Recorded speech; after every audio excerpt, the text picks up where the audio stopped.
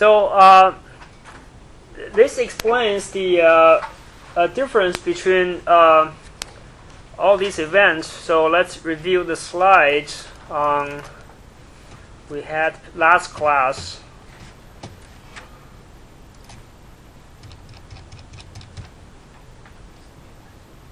We had a discussion on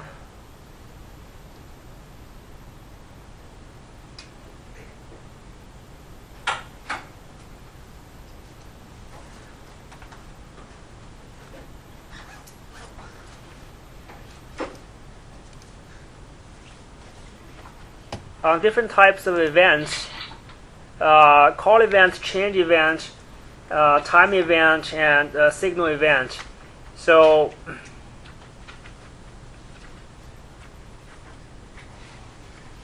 and a different type of transitions: automatic transition, where when the activity of the state completes, you automatically go to the next state, while non-automatic transition is triggered by an event. So this this slide here shows how. So this is the non-automatic transition triggered by an event. So event, you go from state 1 to state 2. Each one has an entry action, exit action, and do activity. An event with an argument with a guard enclosed in square brackets and slash, you have a list of actions with some arguments. So if you have this, then when the event is generated, event arrives to this particular object with the state machine, and so event when the event is received, generated, conveyed, transmitted through perhaps a network, and received by the current object, is dispatched, and it's consumed. So what happens is when the event arrives, it checks the guard first. If it's false, you just abort. That is, you don't do anything. You just ignore the event. You just lose the event. But if it's true, if the guard is true, then you need to take the transition. Before you take the transition, the stage 1 has this ongoing activity. Remember, activities have a duration and can be interrupted, while actions are atomic. So do activity, you abort it when the event happens, if the guard is true, and you execute the exit action of the stage 1, and execute the action list on the transition here, and then execute the entry action of stage 2, and then start doing the activity in stage 2. So that's the sequence of steps you go through when you make a state transition from state 1 to state 2. So you execute not only the action list associated with the event, but you also execute the exit action of the source state and the entry action of the target state. So look at this type of transitions with a guard and a list of actions, but you have no triggering event. So this means that this is the automatic transition, which means that as soon as the stage 1's activity finishes, you take the transition if the guard is true. So wait until activity do 1 finishes, then raise its completion event. This event is implicit. As soon as the activity do 1 finishes, you just check the guard. If it's false, then you don't do anything. You stay at stage 1. If it's true, then you take the series of steps. Execute the exit action of stage 1, execute the transition actions, execute the entry actions, and start doing the do activity true. So the difference from previous one is that previous one, the event interrupts the stage 1's activity. Well, for this one, you just wait until the activity in stage 1 finishes before you take the transition. Well, for the change event, you have the keyword when, right? So when parentheses, now the parentheses is square parentheses, not the it's the round parentheses, not the square brackets for the guard. So now when parentheses guard, this means that wait until guard switches from false to true. So raises a change event. So imagine that this object is really checking the guard continuously in an infinite while loop, right? While guard false, go back and check again. While guard false, go back and check again. As soon as it becomes true, you take the transition. So this is different from the previous true, where the guard is enclosed in square brackets. There, the transition is triggered by something else, either by an external event or by the completion of the activity in the preceding state.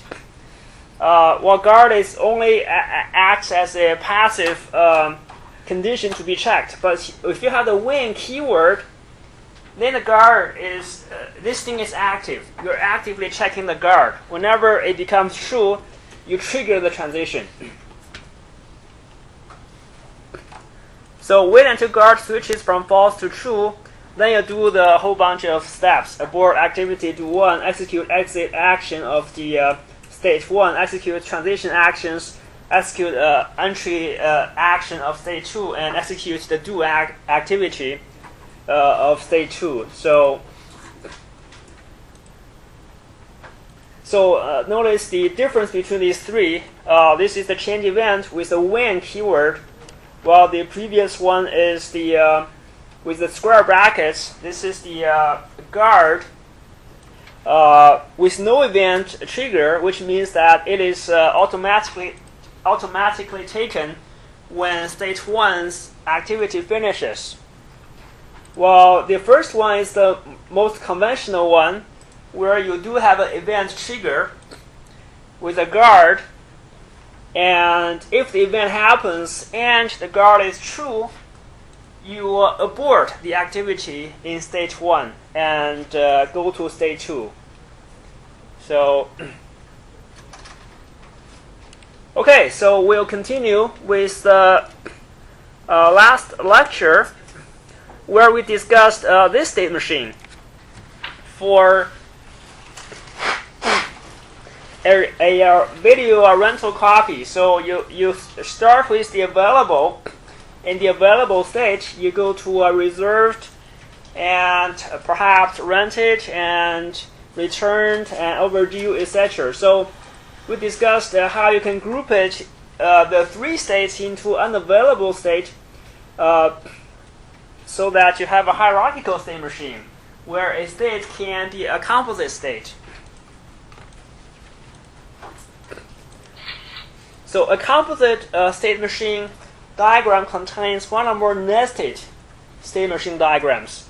So a state can contain multiple other states. There are two types of composite state machine diagrams. One is sequential, one is concurrent.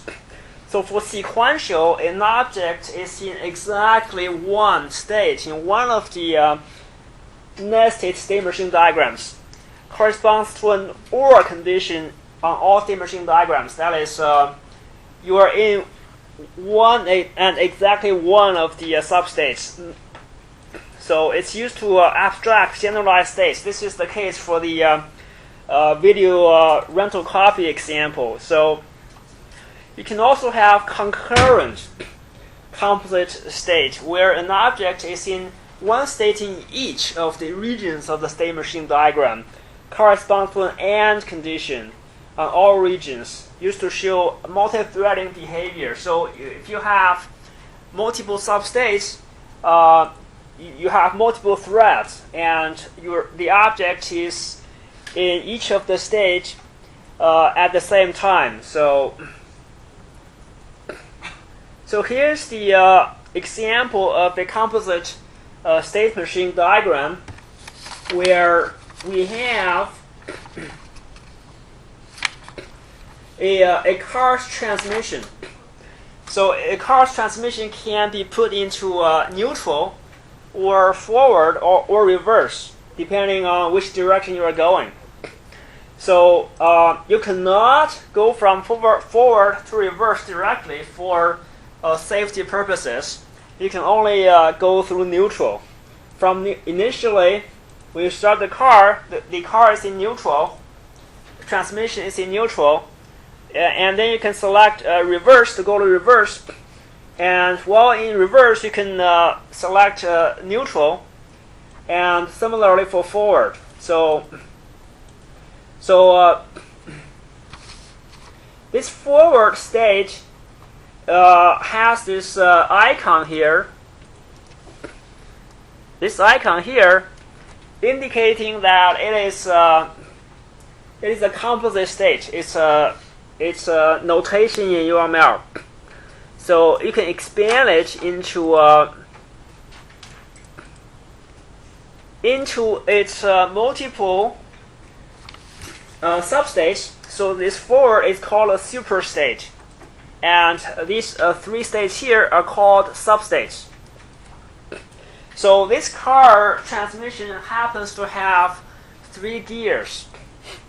So the first gear, second and third gear. So the first gear is used when you're driving fast, and perhaps the third gear is used when you are going uphill.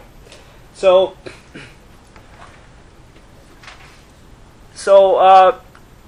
you initially, when you go into the forward super state, your initial state is the first, go into first gear, and you shift to second, and then upshift to third, and then you can downshift from third to second and to first. So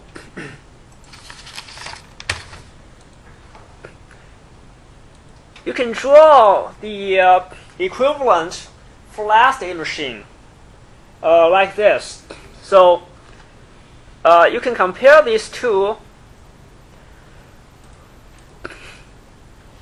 So any transition into the superstate, that is from neutral to forward, you have an event select forward gear gets translated into a transition into the initial state. Go to the first gear. So any transition out of the superstate, select neutral, get mapped into several transitions out of the substates. So select neutral from first, second, and third, all back to neutral. So this means that when the event select neutral happens, no matter which substate you are in, first, second, or third, you go to neutral. So but when the select forward happens while you're in neutral, you always go to the first.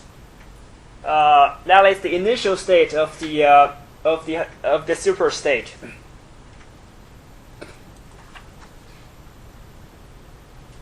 So stop. If you notice, this stop transition is a little funny. It starts from the boundary of the superstate forward and goes to the first state, a substate. So it starts from a superstate and goes to one of these substates.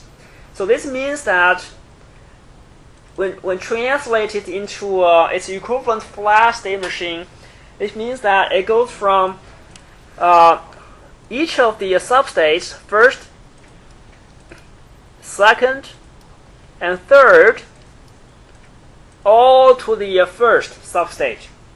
So this means that when a stop event is received, no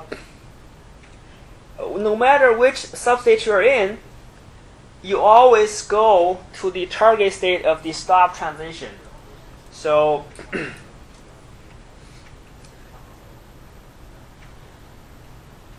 so this is the always remember that any transition originating from the superstate, when you map it to a flat state machine, you draw a transition from every one of the substates. But any transition to the superstate, like the select F, you make a transition to the initial substate of the superstate. So that's the you should study this, compare these two diagrams when you get back.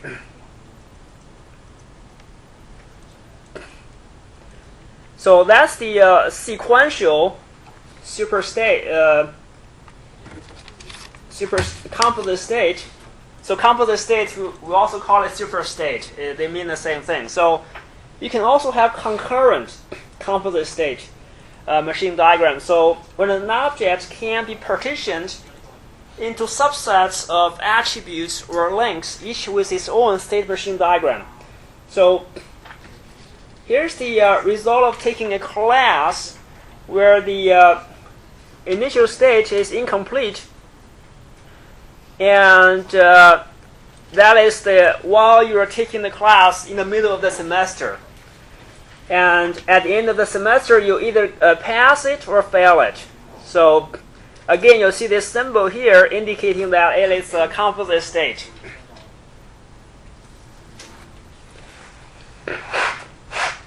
So now you expand it into 3 state machines separated by these dotted lines. So this means that this is a concurrent composite state where you can be you have 3 state machines. You can be in one state each of the state machines. So look at what it's doing. So in order to pass a class, you need to do 3 things. You need to finish 2 labs, finish a term project, and take 1 exam. Only if all 3 things are done successfully, then you can pass the class. So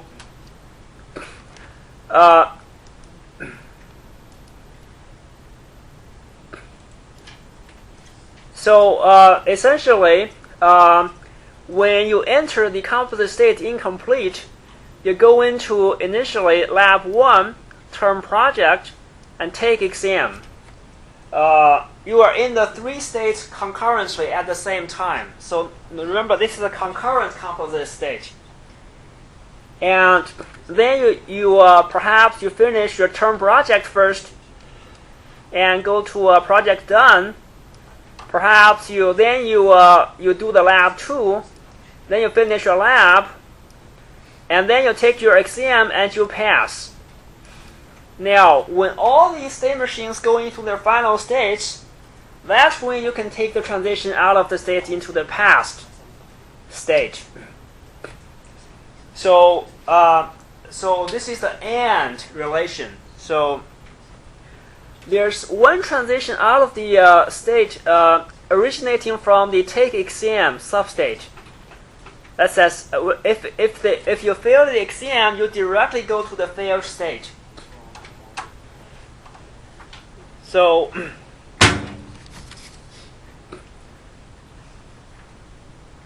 the state of the object comprises 1 state from each concurrent region.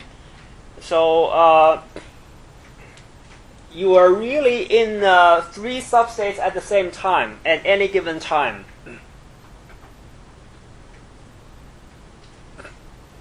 So transitions. So a transition to the boundary is equivalent to a transition to the initial state, as I discussed for the first example. Transition to the boundary, that is select F, is a transition to the boundary.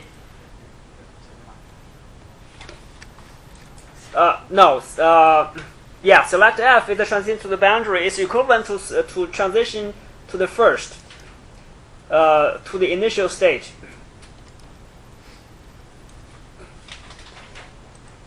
So a transition from the boundary is equivalent to a transition from the composite state from each of the substates. So if it's a concurrent composite state, then the exit action of all regions are performed. So there may be transitions directly into a composite state region. That is, when you draw a transition into a composite state, you don't have to land on the composite state. You can directly go into a substate. So similarly, you can directly coming out of a substate. Like the previous, this example, this transition fail originates from the take exam substate, while this transition to past originates from the composite state. So because this transition is from the substate, it doesn't have to wait for all the other state machines to reach their final states. You can directly go to the failed state if the exam fails. But the transition out of the composite state must wait for all state machines to finish before this past transition can be taken. So a transition may have multiple source and target states representing a synchronization or splitting of control. So this is the referring to the transition. So look at this example. So you have a setup stage, and then you have a composite stage with two concurrent state machines, A1 to A2 and B1 to B2. And then you have a cleanup state. So these bars are called synchronization bars. The first one is fork. Second one is join. You can. This reminds you of your operating systems course, right? You can fork multiple threads and join these threads later. So when the setup state takes the transition, it goes into A1 and B1 simultaneously. And when both E2 and B2 finish, then you take the transition to cleanup. So this is the example of having multiple target states in the first transition and multiple source states for the second transition. So if you draw the diagram this way, without the synchronization bars, then it's different. It has a different meaning. Really, from setup, you're going to either A1 or B1. And if you go to A1, then you finish A2 and then go to cleanup. So if you go to B1, then you go to B2 and then cleanup. So in this case, you're really taking one path or the other, not both.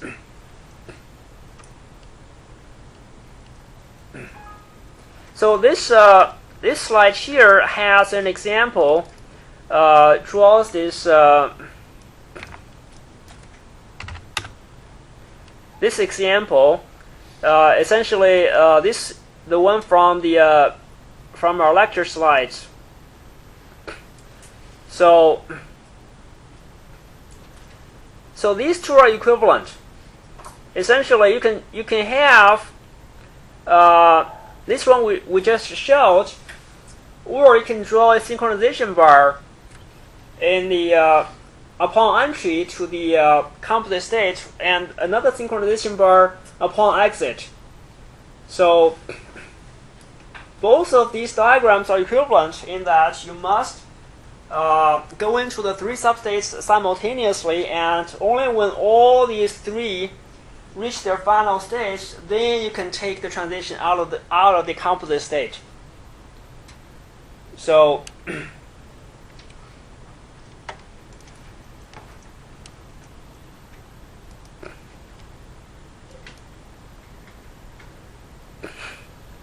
is that clear? Any questions? So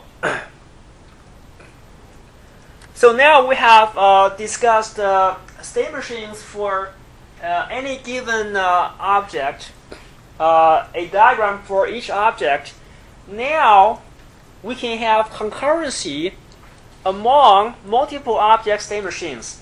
For example, the state change of an object may depend on the state that another object is in. So it may be necessary to specify interactions among the states of different objects.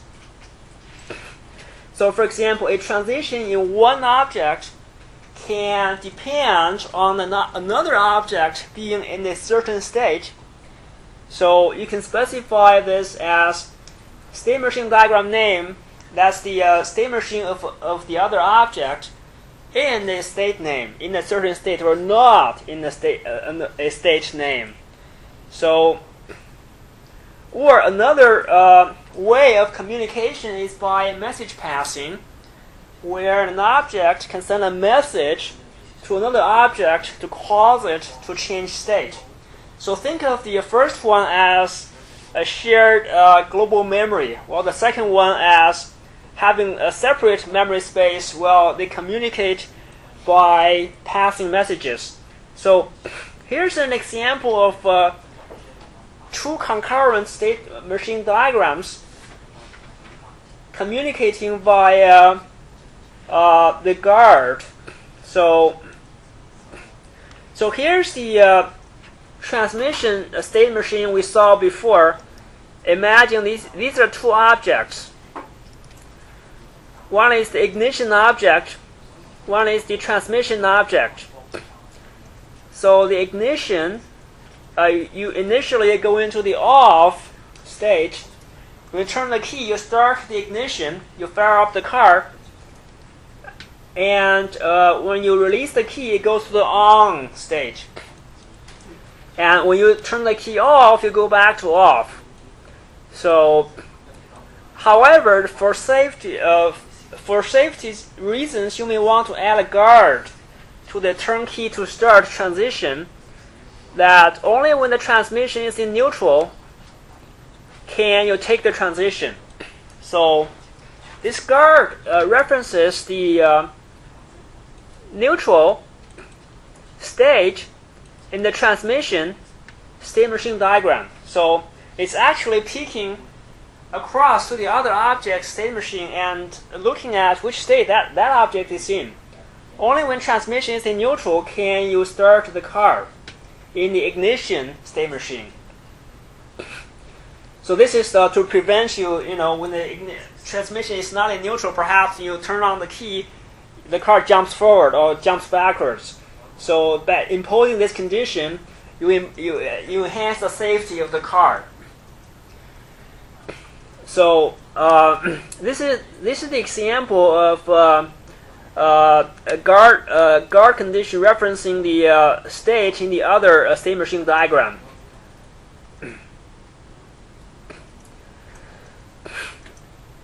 So here's the VCR example, where you have a VCR and the television. They share a common remote control. The remote control has 2 buttons. If you click on the VCR button, it goes into the controlling VCR state. And if you click on the TV button, it goes into controlling TV state. And when you are in the controlling VCR state, if you click on the power button, it toggles the VCR to on and off. And when you're in the controlling TV stage, it toggles the television to on and off. So you can imagine you have 3 objects representing the 3 real-world entities. How do they communicate? Right now they don't communicate, so this is not complete. So you can communicate via message passing.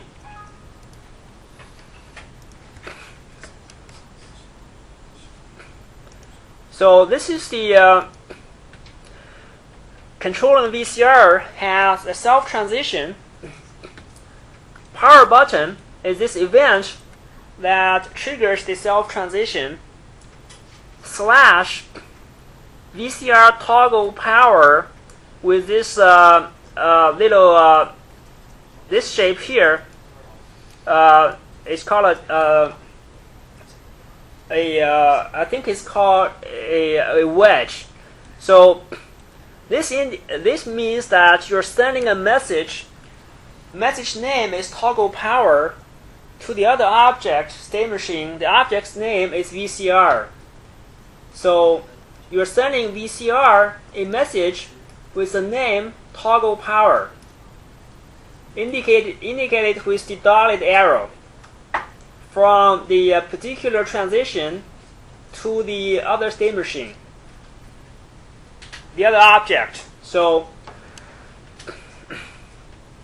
this means that whenever the power button is clicked, you take the self-transition in the remote control state machine back to itself. Looks like it does nothing, right? It doesn't change state. But it does something by sending a message to the other state machine. Similarly, for controlling TV, when the power button is clicked, you send a message to the television state machine called toggle power.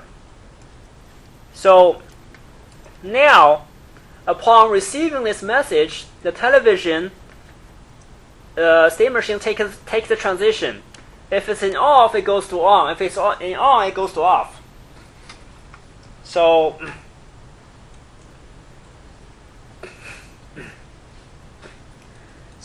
notice the difference between this example and the previous one. So for this example, you're sending a message upon a transition in one state machine to the other state machine. While for the previous example, you have a guard in one of the transitions in the ignition state machine that is dependent on the current state of the transmission state machine. So the trigger event, a turn key to start in the ignition state machine, is some external event.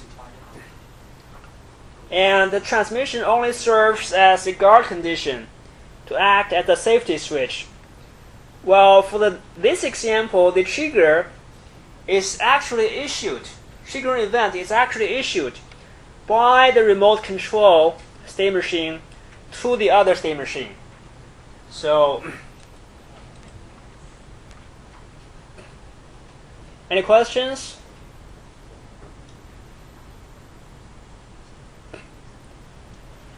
So, when do you use a state machine diagram? So, it's good at describing the behavior of an object across several use cases. That is, typically you have a sequence diagram for each use case. But an object state machine should be valid across many use cases this object may participate in. So, it must be consistent with the sequence diagram. So in the sequence diagram, if an object can receive or send a message, then the state machine must be able to handle the sender and the receive of that message. So it's not necessary to produce a state machine diagram for every class. It's only necessary for classes with significant dynamic behavior. So for simple classes, do not draw a state machine. If you draw it, perhaps it has only 1 or 2 states. It's just not worth the to add clutter to the diagram. So for example, if you have an object that's a utility class, say for computing square root of a number, for that object you never need a state machine because it has a single state, right? Anytime it receives a number, it computes the square root and returns the result. No matter when it receives the message, it always has the same behavior. So if you draw the state machine, it has only a single state. So in that case, you don't need a state machine for it. But for classes and objects with multiple states, like the examples we showed before, where depending on the object's current state, its behavior may be different. So then you need a state machine.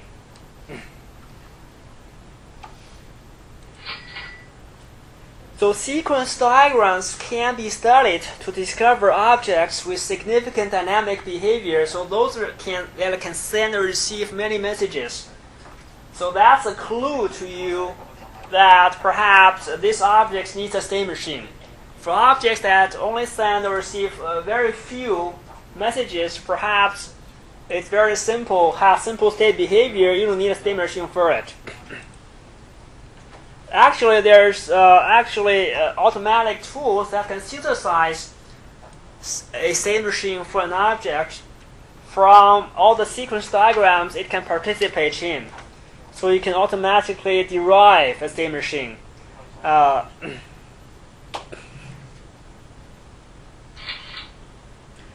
So now we move on to another diagram.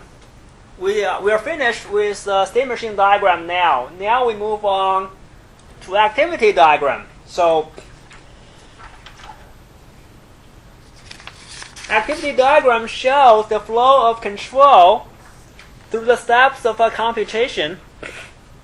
It can describe procedural logic, business process, or workflow. So it's actually very common for workflow description where a company, say, when a company receives an order for some items, it needs to, say, charge the credit card and fulfill the orders and mail out the merchandise, etc. So that's a workflow. So activity diagrams are ideal for that. It can be attached to the specification of an operation to show the procedural logic. So I think perhaps you've seen the flow chart. If you learn a C programming language for the first time, perhaps you learn the flow chart where you can draw from the entry of the main procedure to the end. Perhaps you have if then else or while loops inside, so to show the flow of control. So activity diagram is similar, except activity diagrams are concurrent. That is, you can have concurrent regions, multi-threading behavior, while a flowchart is sequential. So for the first case, this is really a flowchart to show the internal logic of the operation of a particular class. But the second one is really what the UML activity diagram is designed for, is to specify a use case to show the workflow among objects. So the keyword is among objects. So when you look at activity diagrams, it looks similar to state machine diagrams. But activity diagrams are really designed for describing the workflow among many objects, while a state machine diagram is always describing a single object. Now you may think sequence diagrams also describe the interactions among many objects, right? So in that sense, it's similar. They're similar, but activity diagrams really show more abstract, more high-level interactions, while sequence diagrams are more fine-grained and more concrete. So it's often the case that you start with activity diagram and then refine it later to several sequence diagrams. So it's, a activity diagram is essentially a flowchart, but also allows concurrency, multi-threading behavior, shows the flow of an activity, but not the objects that participate in the activity. So it's not explicit as to which object does which. It only shows what activities need to be done. That partitioning could be done later in the design flow. So here's the process order example. So when a company receives an order, we check each line item in the order to see if we have the goods in the stock. So if yes, then we assign goods to the order and send out the order. Otherwise, we check the payment, etc. So we'll look at the activity diagram first.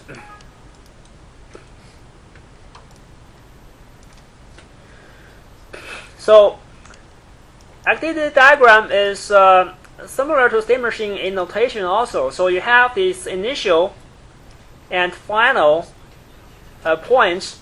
So initially, you go into the receive order activity. Now it's not a state anymore, it's an activity. And you have a fork and join synchronizers, synchronization bars. And after you receive the order, you fork off two threads of execution. First, these two are concurrent. One is authorized payment. If the payment fails, so this is the decision point. If it fails, you just cancel the order and abort everything else. If it succeeds, then you come here. So at this point, you're waiting for the other branch to finish before you can proceed. So in the other branch, you have this input pin and output pin with the check line item and assign to order. So an order has many line items. For example, an order can contain you are buying some Coca-Cola and some wine and some other items. Each one is a line item.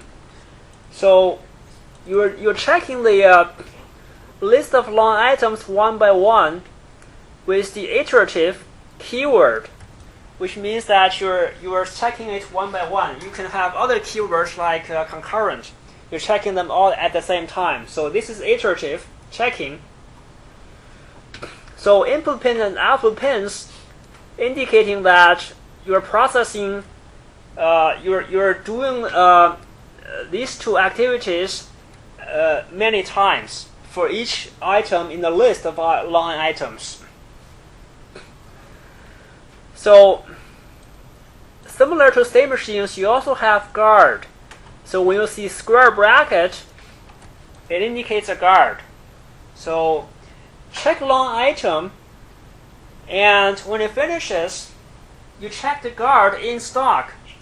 If the line item is in stock, then you assign to order. If it's not in stock, what happens? It's not specified. So it means that this activity diagram itself is not complete. If it's complete, you should specify some behavior when it's not in stock. Perhaps you reorder some items. So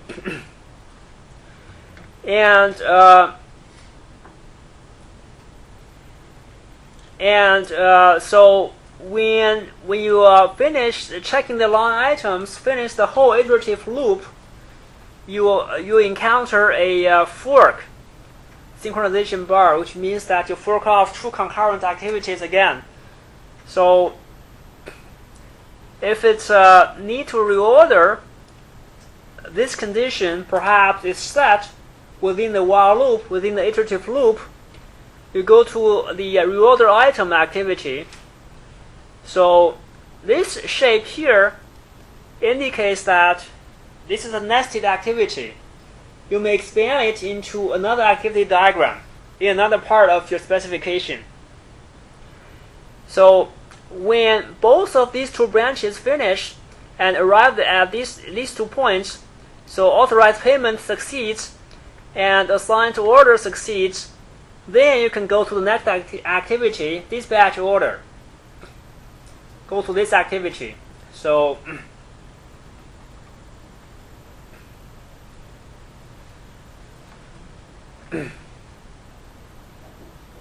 so that's the example activity diagram. So activity diagram consists of action nodes and transitions among these nodes. Action nodes represent either the execution of a statement in the procedure or performance of a step in the workflow. So for the example we showed, we're discussing the workflow. We're not discussing a fine-grained statement in a procedure. So we're discussing a high-level workflow. So this is the second case. Performance of a step in a workflow represents a state of a computation workflow, not of an object. That is, it's describing how this whole workflow proceeds, which may involve many objects. While a state machine, a state is always describing a single object. That's the key difference. So it's labeled with an action expression.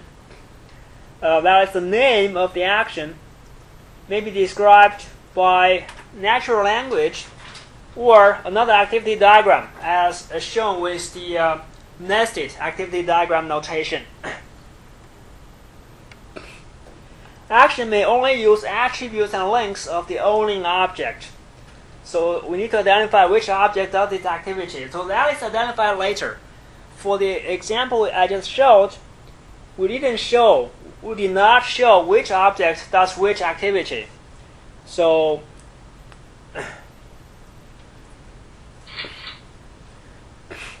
control flow is an edge between nodes that specifies the sequencing constraint on the execution of nodes.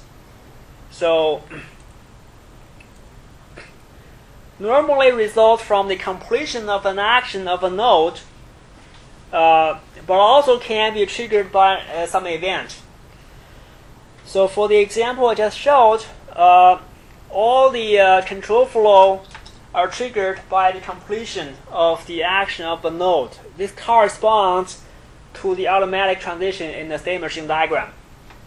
But you can also have non-automatic transitions triggered by events, in which case you abort the activity in the source state, source action node. So a node can only begin execution after all of the nodes of its incoming edges have completed execution. Control flow may include the guard condition. That is, only if the guard is true, you take the control flow. Otherwise, you stay in the source node. So besides action nodes, you can also have control nodes. So control nodes coordinates control flows. So we already seen initial node indicating where execution starts, and final node indicating where execution ends. There may be multiple initial nodes indicating that there's concurrency. That is, you may have multi-threading. Each thread may have an initial node. So you may have two types of final nodes. One is the activity finish node, indicating termination of all other branches, all other threads within this activity diagram. You may have a flow final node, indicating that you're terminating only one thread of the activity. All the other threads are still executing. So this is a decision node. indicating the start of a conditional behavior, a branch. That is, at this point, you check a condition. If it's true, you go to one direction. If it's false, you go another direction. Each outgoing edge should be labeled by a guard condition, and all possible outcomes should be specified on one of the outgoing edges. So this means that this decision should be complete. That is, it should cover all possible outcomes. And the outgoing edges conditions should be mutually exclusive to maintain determinism. That is, you should not have ambiguity as to which way to go. When you compute the condition, you always know exactly which way to go. Merge has the same shape as decision. You can know which one is decision, which one is merge by the number of incoming and outgoing edges. If it has multiple outgoing edges, then it's a decision node. If it has multiple incoming edges, then it's a merge node, indicating end of a conditional behavior. So fork indicates a point at which independent concurrent activity starts. This word is exactly has the same meaning as what you learn in operating systems. In Unix, you can say fork to create multiple threads, and join indicating a point at which independent concurrent activities or threads have to wait until the nodes of all incoming edges have completed processing, just exactly like in operating systems. When you invoke a join, then this thread blocks, waiting for all the other threads to finish before it can proceed. So a fork has one input edge and multiple output edges. Number of output edges determine the amount of concurrency. So it's equal to the number of threads after the fork. And join has two or more incoming edges and one output edge. That is, after the join, you only have a single thread.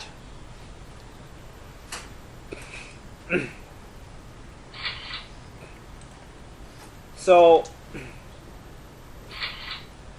expansion region, as we saw in the example, marks an area where actions occur once for each item in the input collection.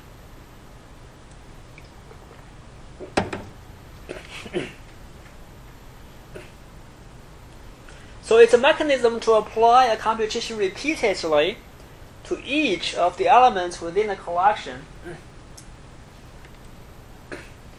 You can have one of three execution styles shown in the upper left corner of the region.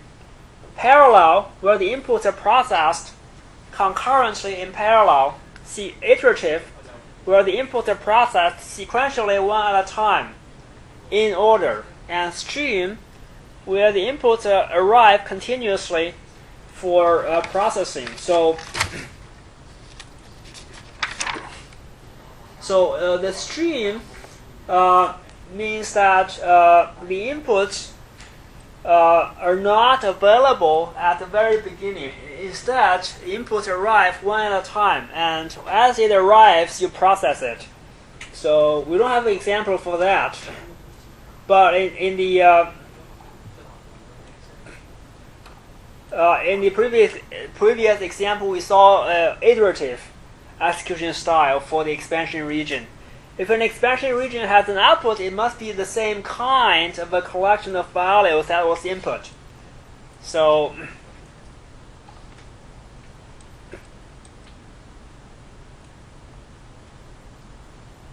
let's review that example.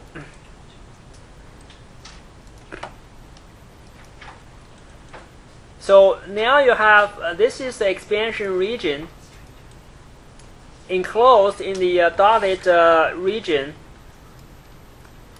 And you have an iterative keyword, which means that you process each long item one by one in order. And when all finished, you go to this point where you fork off 2 threads of execution. And at this point, you do a join. That is, only when both of these 2 flows arrive at this point, then you can go to the next activity of dispatch order. So this is a decision. This is the decision node, where if it fails, you go to the left of cancel order. If it succeeds, then you go to this point to wait for the other branch. Notice that you do not have a merge here. So in some cases, you have both a decision and merge, where you merge these 2 branches later. But for this case, we don't. We only have a decision. And when you go to cancel order, this is the final node, activity final node. It terminates all the activities. So, which means that if the payment fails, you abort everything else. You just cancel the order. So notice it's not the this shape.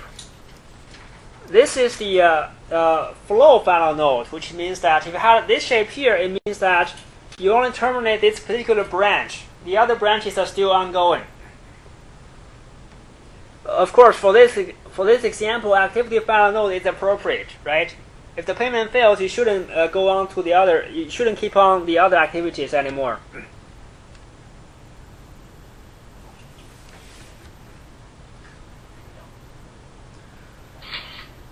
So that's the example.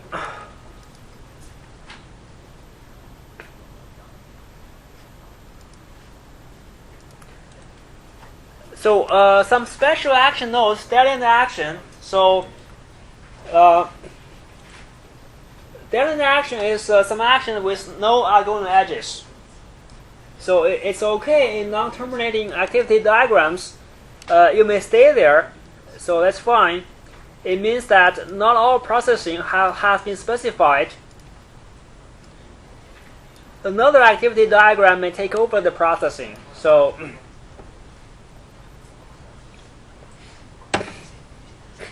that is, if you go into dead end action, you stay there, right? That's why it's called a dead end action.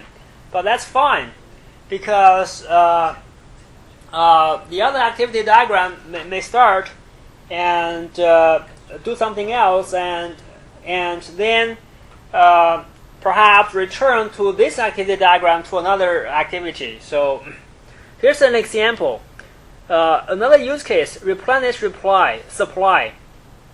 So when the supply delivery comes in, we look at the outstanding orders and decide which one we can fill in from this incoming supply. We then assign each of these to its appropriate orders. Doing this may release those orders for dispatching. We put the remaining goods into stock. So here's the activity diagram for that. We receive supply. You choose outstanding order items. That is, you look at all the orders that haven't been fulfilled. That is, they have outstanding order items. And then you go into the expansion region, assign goods to order, and then you fork off 2 branches. If the payment is approved, you go to dispatch order, and if the and also you add remaining items to stock for any future orders. So this activity diagram is really concurrent with the previous one. You can actually draw them in a single activity diagram. So let me show you how it looks like when you draw them in a single diagram.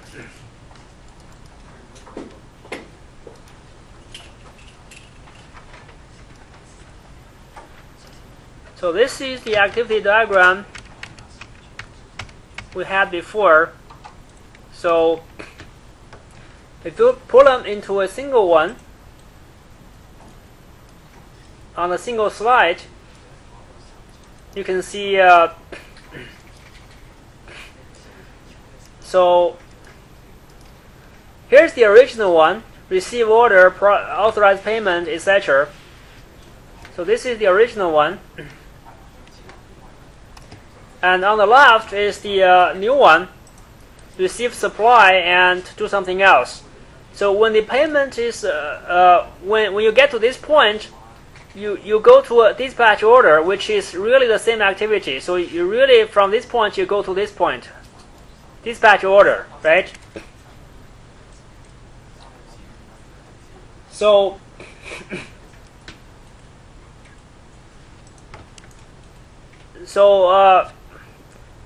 as you can see, you have in this activity diagram, if you draw them in a single diagram, you have two initial states. This one and this one, right? So this means that the system, these are two use cases drawn in a single diagram. So it means that the system really can be triggered by multiple concurrent threads. So when you receive an order, you go in this activity diagram. When you receive a supply, you go into the other one. And these two are not mutually exclusive. They can be concurrent. So they can be ongoing at the same time. This is the key difference between activity diagrams and flowcharts.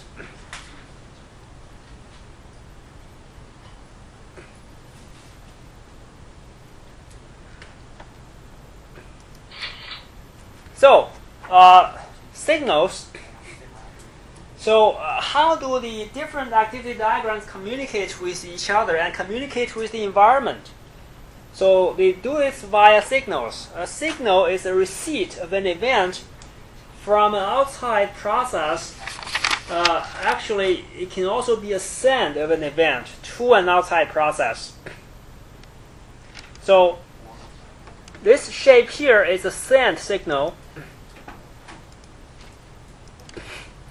So imagine that the environment, the outside process is on your right. So therefore, this arrow here indicating a send to the outside, and this guy indicating a receive from the outside. It's an incoming. And this is a time signal. This is a shape you see when you are doing something on Windows and takes a long time. Your mouse turns into this shape, right? It's really indicating a wait condition. So you may wait for some time.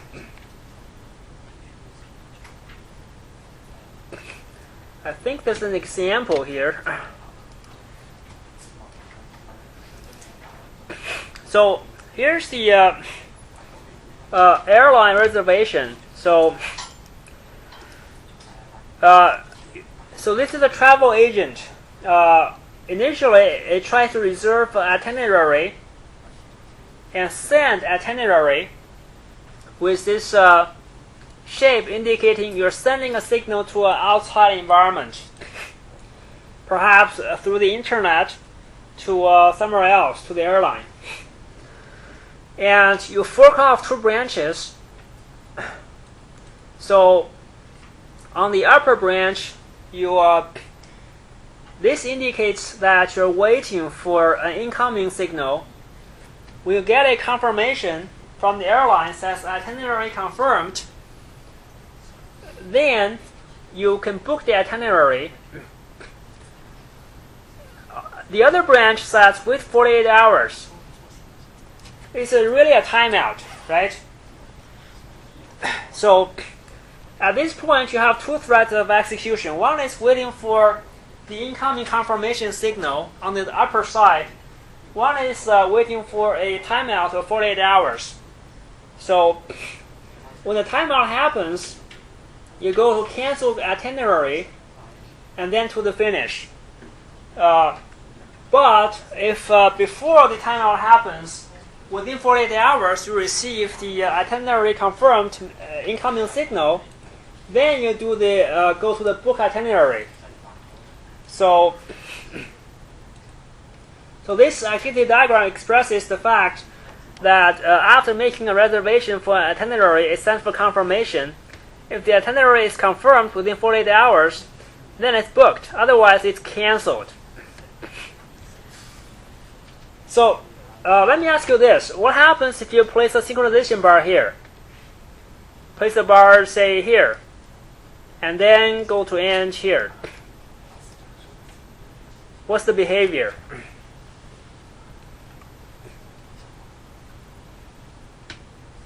So it'll be wrong, right? It'll mean that you're waiting for both the confirmation signal and the timeout of 48 hours. So that's not the intended behavior. The intended behavior is wait for either the confirmation signal or the timeout, but not both. So that's why for this example, you only have a fork synchronization bar, not a join. So it's not always you have a fork and join. Sometimes you have a fork without a join, which means that you don't wait for both to finish.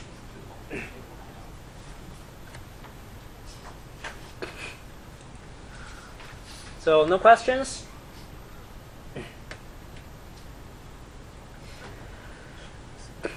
So exception.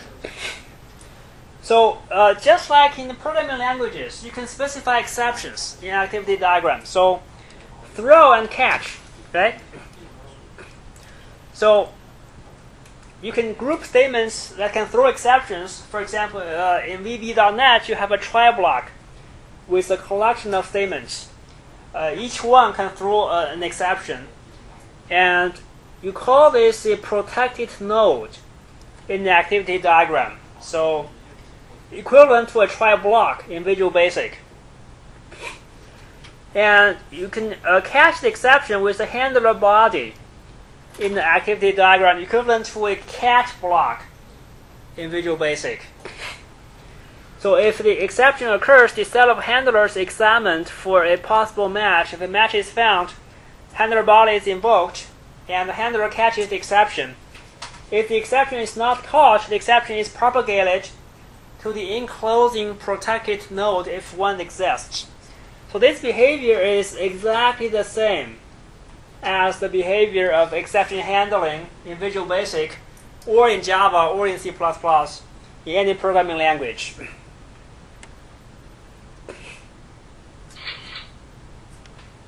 So I have an example exception.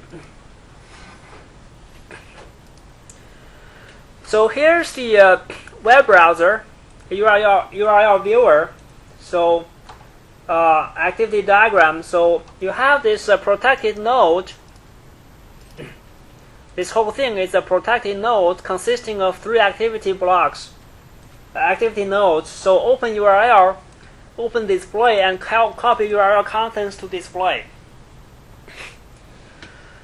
So, and when all is finished, you close URL and display. So this notation here, malformed URL exception, with this arrow with this kind of wiggly line. This is the notation for specifying the exception handlers. So one is the prompt for valid URL.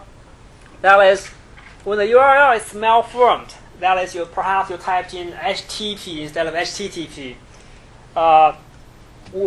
Within the protected node, then you catch the exception with this catch block to prompt for a valid URL to tell the user that URL is wrong, you need to enter a valid one.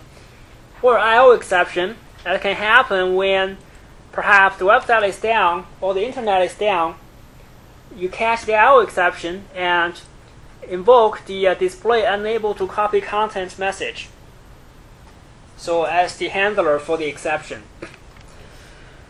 So when this transition to close URL and display is kind of like the finally block. So in the programming language, you have try, catch.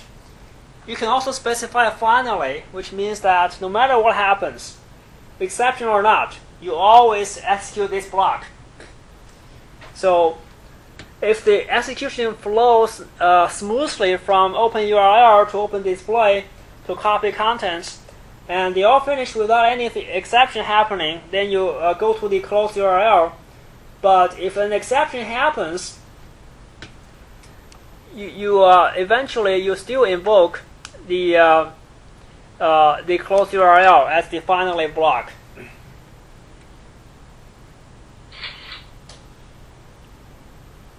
So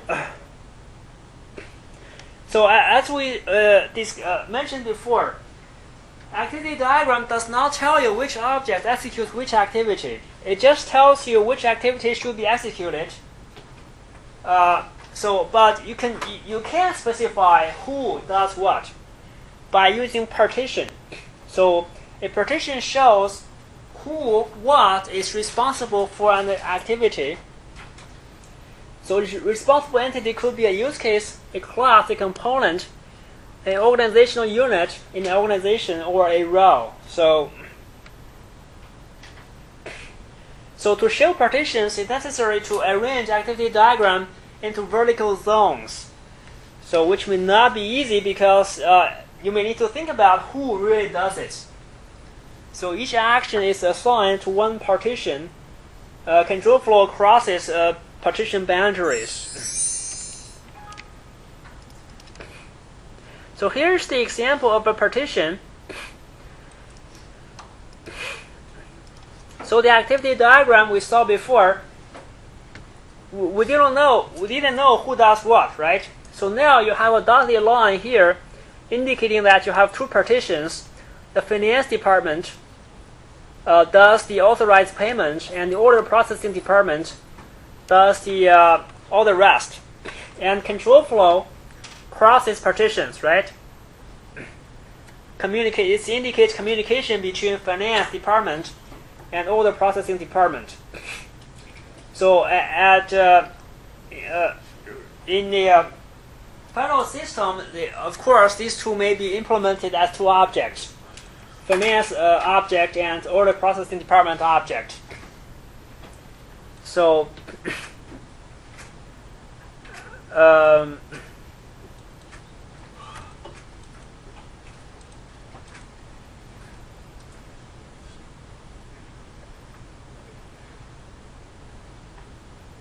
so any questions on this? Partitioning? So is there always a partition possible for a activity diagram? Yes, it's always possible, but you don't have to add the partitions. It's not required. Yeah. So you can imagine drawing a sequence diagram based on this, right? You can have a finance object and an order processing object, and you may have one message for the authorized payment, and perhaps two possible messages for success or fail from finance to order processing, and back and forth.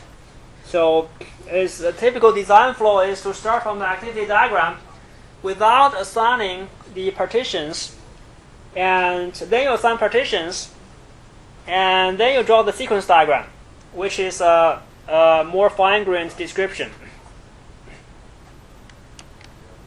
Okay, see you next time.